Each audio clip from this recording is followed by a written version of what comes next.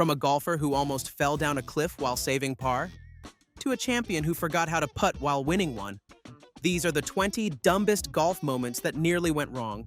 You know that moment in a thriller when everything seems to be going fine and then one decision changes everything? The final round of the 2017 Open at Royal Birkdale was going exactly like that.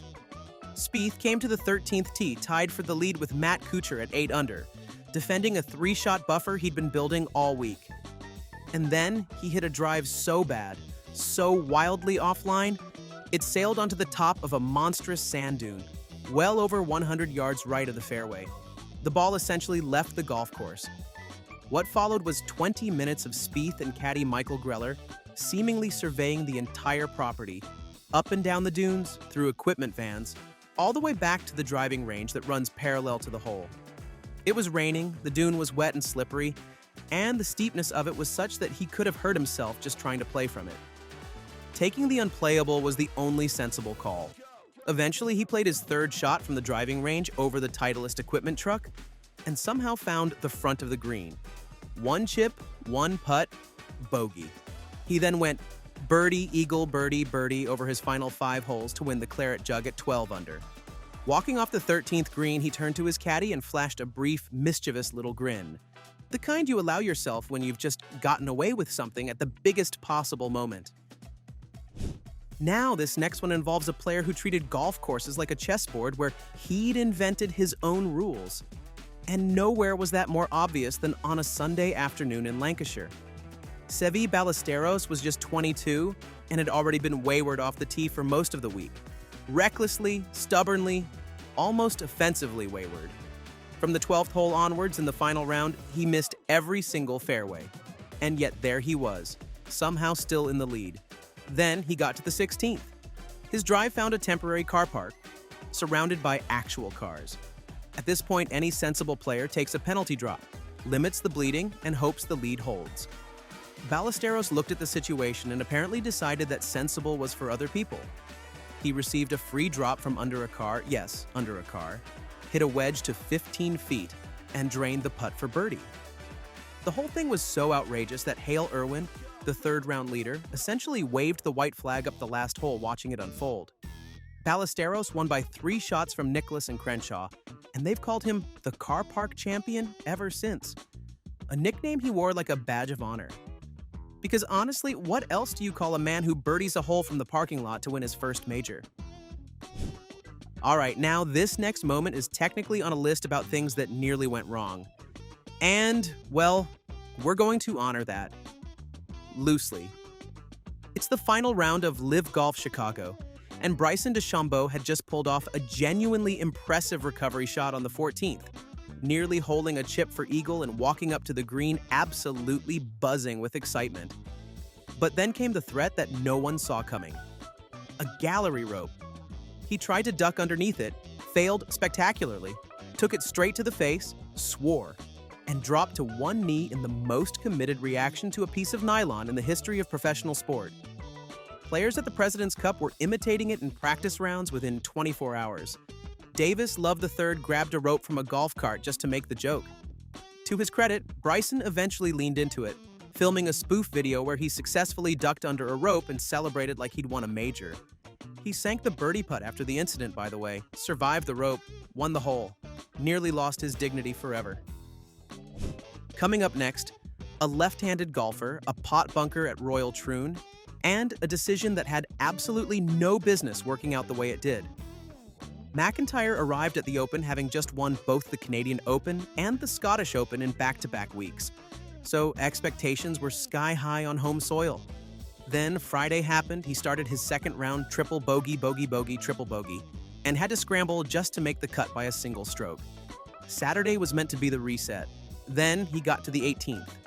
His tee shot drifted too far, landed between 2 pot bunkers, kicked left, and stopped in the rough perched right above the sand. For a right-handed player, annoying but manageable. For a left-hander, he couldn't stand in the bunker and play it his natural way because there was simply no room. His options were chip it sideways, take a penalty, or do something completely ridiculous. He flipped the club around. He took what looked like a nearly full swing right-handed, something he reckoned he'd never actually done in his life. aimed at a TV tower, and just went for it. The ball rocketed off, flew into the grandstands, bounced back out into light rough, and left him 70 yards from the flag with a clean look at the green.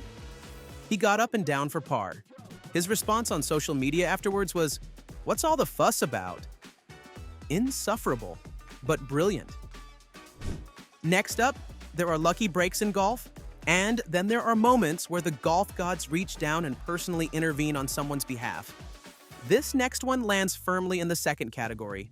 It was the opening round at East Lake, and McIlroy and Scheffler were the final twosome on the course, both finding bunkers in front of the par 5 18th green, with a weather suspension looming literally any second. Playing first, McIlroy caught his bunker shot completely flush from 39 yards, and it went screaming toward the grandstands behind the green. Way too hot. No chance of stopping on the putting surface. This was shaping up to be a rules nightmare. A free drop, a lengthy delay, play suspended mid-hole with $18 million on the line at the end of the week. And then the grandstand saved him. Instead of ending up in the seating area, the ball bounced off the facade and back onto the green. It settled 15 feet from the pin. He made the putt. Birdie. From a bladed bunker shot that had absolutely no right finishing anywhere near the hole. Scheffler, watching the whole thing unfold, said he had never rooted so hard for someone else's ball in his life, purely because they needed to finish the hole before the horn blew. Which brings us to this next one. Some of us are fans of Jordan Spieth, but not because he makes everything look easy. Quite the opposite. The man turns a Sunday round into a survival documentary. And nobody knows that better than the spectators at Muirfield Village, who nearly became part of the story themselves.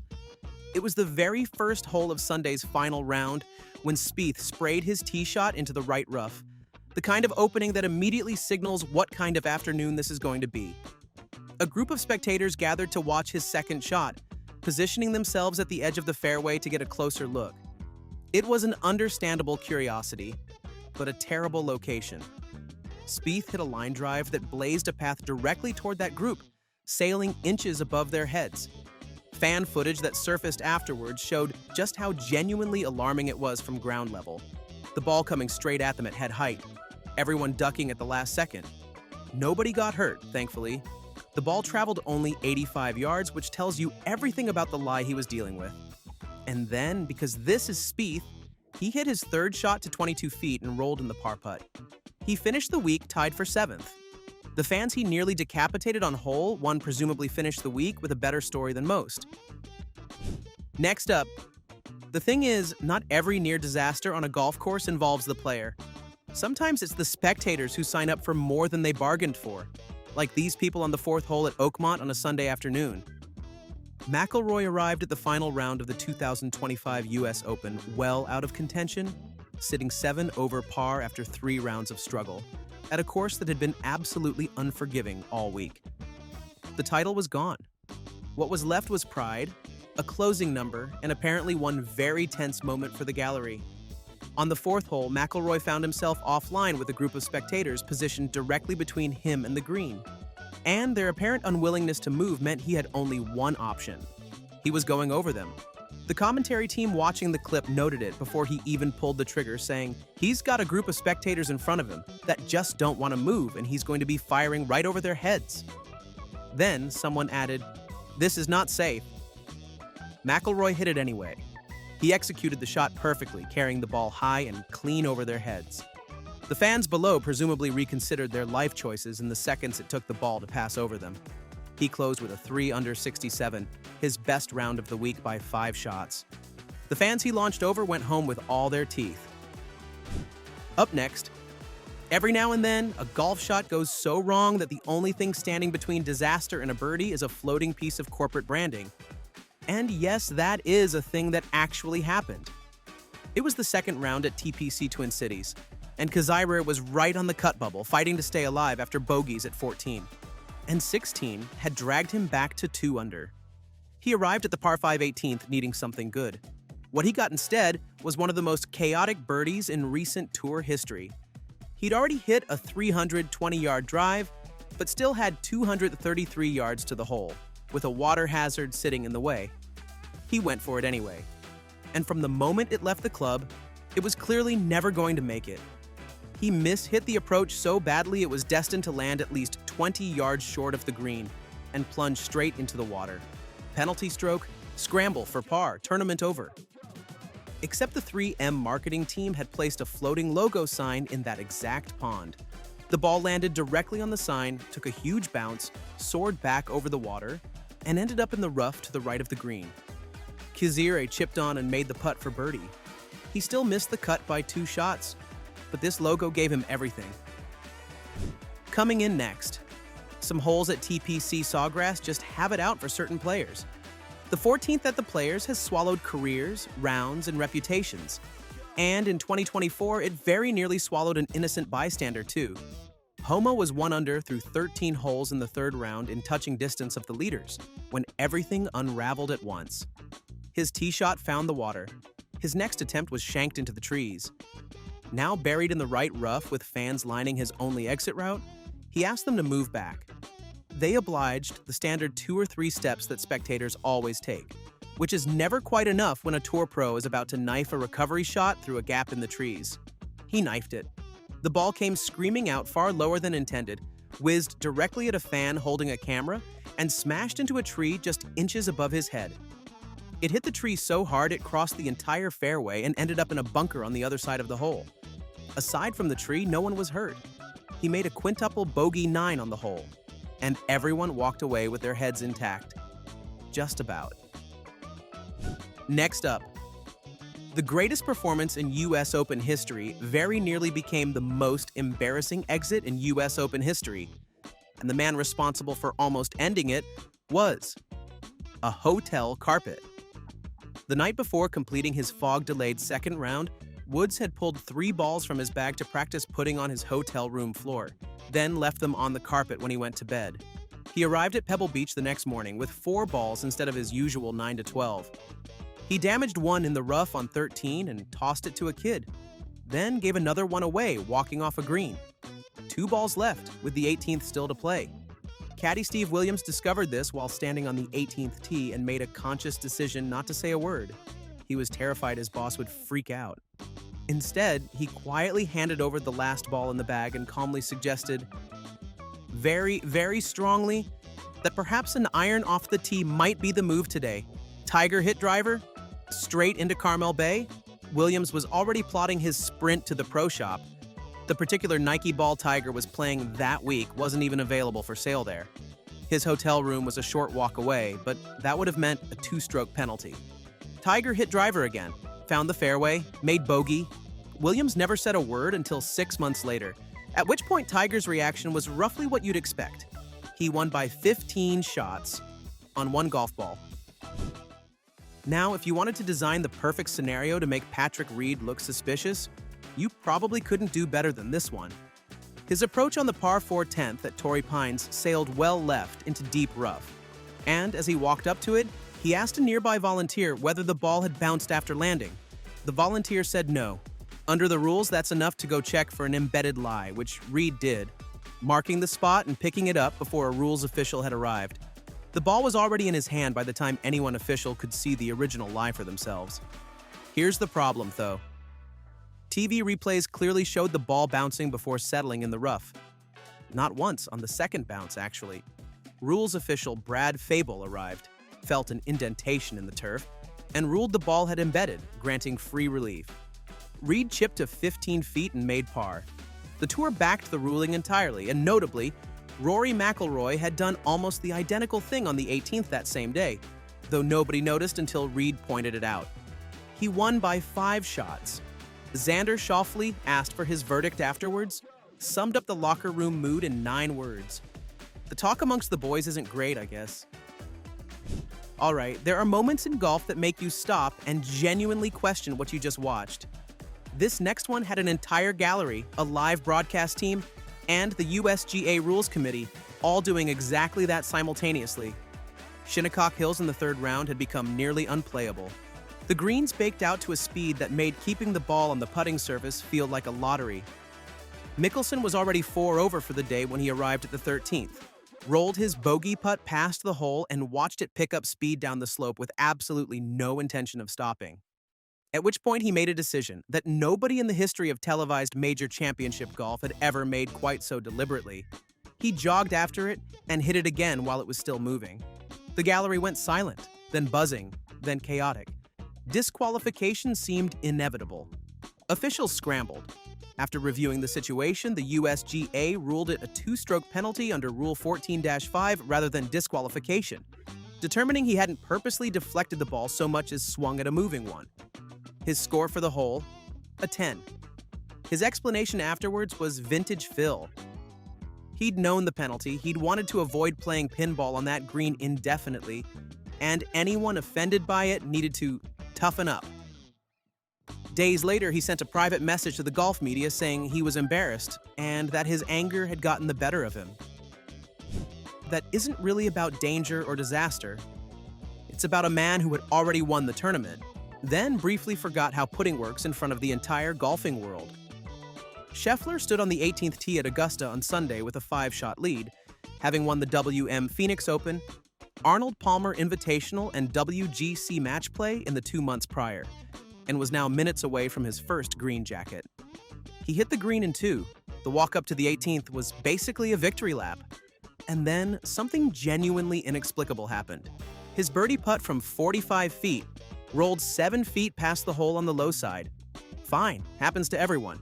His par putt from 7 feet was blasted past the hole, ignoring every piece of break entirely, getting slightly less fine. His bogey putt from 3 feet then slid out on the right side. At this point, people started doing the mental arithmetic. Lead shrinking. Rory McIlroy somewhere on the course and Scheffler standing over a 4-footer to finish what had been an otherwise dominant week. He later admitted that the moment he let himself look up and enjoy the moment on the 18th green with a 5-shot lead was exactly when the wheels came off. The crowd started chanting his name between putts, which is simultaneously very sweet and probably not helpful. He made the 4th one. Double bogey, 3-shot win, green jacket. Not the ending anyone rehearsed, but a good story forever. Next up, we have Adam Scott on the 18th tee at TPC Sawgrass with a 2-shot lead. 1 hole away from the biggest win of his career. 1 hole away from locking up the Players' Championship. Then, the absolute worst thing that can happen, happened. His approach shot? Wet. Pulled left into the water, the kind of mistake that turns a routine walk to victory into an absolute nightmare. The crowd gasped. The commentators went silent. Suddenly, his comfortable lead was in serious danger of vanishing. Now, Scott wasn't playing to celebrate, he was playing to survive. He dropped from 40 yards out, needing an up and down just to avoid a playoff. And with every ounce of pressure crushing down on him, he pulled off the shot.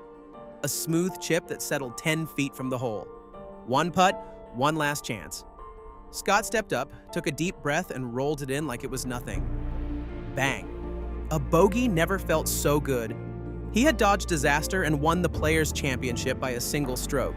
What could have been an all-time meltdown became an all-time clutch finish, one that proved Scott had nerves of steel when it mattered most. Next up, there's a level of audacity that goes beyond heckling, beyond yelling, beyond anything a security team really trains for. And somehow, it happened at 8 in the morning. We're at the Renaissance Club in North Berwick, Scotland. Rory McIlroy, Jon Rahm, and Justin Thomas were gathered on the 10th tee to begin their second rounds, chatting between themselves before heading off when a fan walked in with total confidence. The kind that makes everyone around him assume he belongs there. He went straight to McIlroy's bag, pulled off the famous St. Bernard dog head cover, kept walking, then turned back, rummaged through the bag again, and pulled out a 6-iron. Rahm, Rory, and their caddies all just stood there frozen. Rahm said he clearly was really drunk. Meanwhile, the fan planted himself in the corner of the tee box and started taking practice swings. Security showed up eventually. When someone told him he couldn't do that, he replied, "Why not?" Police Scotland took the 35-year-old to the Royal Infirmary of Edinburgh. By the way, Rory missed the cut that day.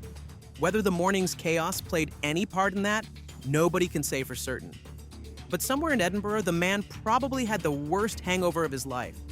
Next up, and you probably won't believe this next moment, but back in 2015, with 6 holes to play, Rickie Fowler was done. Finished. A footnote in someone else's victory speech. At least that's what the world thought. At that moment, Fowler wasn't even on the radar. 5 shots back, chasing a leaderboard stacked with big names. But then, something shifted. Something clicked. What followed was one of the most outrageous, clutch, and downright unreal finishes in golf history. It started at the 13th, birdie, a nice boost but nothing out of the ordinary. Then the 15th, another birdie. Now people were paying attention. The par 5 16th, eagle. A dagger straight into the heart of the leaderboard. Fowler was no longer a long shot, he was coming. But the real magic? That happened on the island green at 17. The signature hole, the ultimate test, the one that eats contenders alive. But Fowler, he stepped up and fired a dart to 4 feet. Birdie. And just like that, the tension at TPC Sawgrass cranked up to full blast. By the time he walked up to the 18th tee, the roars were deafening. He needed one more, one last birdie to keep the dream alive. And of course, he delivered. Clutch, cold-blooded, vintage Fowler, a final round 67, a seat at the playoff table, and 2 opponents, Sergio Garcia and Kevin Kisner, who had just watched him torch the back 9 like it was a Sunday stroll. The playoff? It was a clinic. Fowler didn't just win, he owned it. He birdied 17 again in the 3-hole aggregate, then sealed it in sudden death with one final clutch putt. 3 birdies on 17 in an hour? Game over. Arms raised, crowd erupting. Fowler had just delivered one of the greatest closing stretches ever.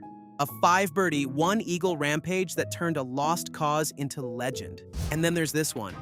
Even the greatest player who ever lived wasn't immune to the idiocy of one person in a crowd of thousands. The 2018 Open Championship at Carnoustie had been building towards something the golf world had been waiting a decade for. Woods, 5 years removed from his last major, had played himself into contention through 3 rounds and was genuinely threatening on Sunday. Birdies on 4 and 6 had him 1 shot clear at the turn. The claret jug, his 15th major, was right there. Then came the 18th tee. Woods settled in over what was essentially the last meaningful shot of his tournament round. Somewhere in a nearby hospitality box, a spectator chose that exact moment, mid-backswing, to yell at him. No! What are you doing? Just look at the face he pulled immediately after saying, "What are you doing?" He still hit the tee shot and the ball seemed fine though. In fact, the damage to his round had already been done on the back 9, and Francesco Molinari walked away with the title 3 shots clear. Next up, golf has a way of punishing the smallest mistakes. But this one wasn't caught by a rules official, a playing partner, or a slow-motion replay on TV. It was caught by someone watching in a living room 4,000 miles away. Someone who knows Viktor Hovland better than anyone. He was walking to his car after shooting 70 in the opening round of the 2021 Players' Championship when his phone rang. His mother, Galina, watching from Norway, had a question. Was he going to be penalized for what happened on 15? Hovland had no idea what she meant. On the 15th green, Hovland had moved his ball marker 1 putter head, left to clear the line for Justin Thomas. After Thomas putted, Hovland returned his marker, except he moved it another putter head left instead of back to its original spot. Hovland hung up and immediately called tour officials. Video confirmed his mistake. Under the old rules, he would have been disqualified for signing an incorrect scorecard. Instead, Rule 3.3b allowed retroactive penalties. 2 strokes added, turning his 70 into 72. On Friday, Hovland shot 74. The cut fell at even par. He missed by 2 strokes, exactly the penalty his mother caught. With $15 million in prize money at stake at TPC Sawgrass, those 2 shots cost him the weekend. Sometimes mom knows best, even from 4,000 miles away. And then there are moments where the drama follows a player across the ocean and refuses to let go. Patrick Reed arrived at Royal Melbourne for the 2019 President's Cup, already carrying more baggage than his travel bags. The week before, at the Hero World Challenge in the Bahamas, cameras had caught him brushing sand twice behind his ball in a bunker, improving his lie. And the PGA Tour hit him with a 2-stroke penalty. Australian fans showed up at Royal Melbourne with miniature shovels and the Excavator t-shirts. International team members had publicly encouraged the crowd to give Reed everything they had. By Saturday, Reed had lost all 3 of his matches and things boiled over completely. After Reed and Webb Simpson lost their 4-ball match 5-3 to Hideki Matsuyama and C.T. Pan, a fan stepped up to the moving golf cart and shouted an expletive directly at Reed from about 3 feet away. Kessler Karain, Reed's caddy and brother-in-law, jumped off the cart and shoved the man. The PGA Tour suspended Karain from caddying Sunday's singles matches. Reed's swing coach filled in on the bag instead.